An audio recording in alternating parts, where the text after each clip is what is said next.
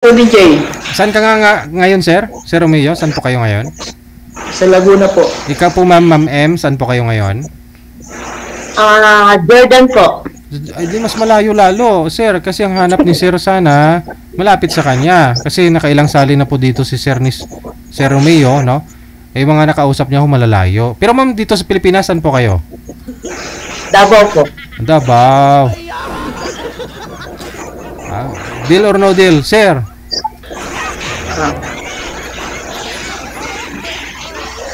Wala rin mangyayari, DJ, dahil malayo po siya. Ayun lang. Eh, kung gustuin talaga ninyo na may mangyari, pwede naman. Ma'am, no?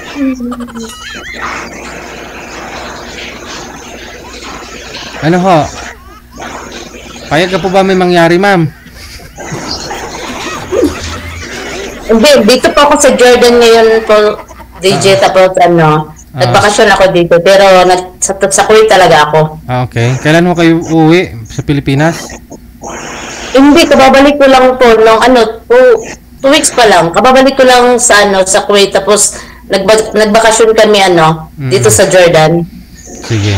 Baka ho naman mayroon kayong mairito dito kay sir na malapit lang ho sa Laguna.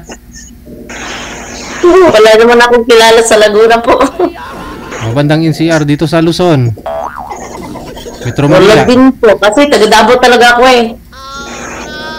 Paano yan, sir? Patagalin pa ho ba natin? Hindi na. Ano na lang, DJ, malayo. Next time na lang ako, DJ. Okay, sige. Ha? Okay. Ma'am, standby.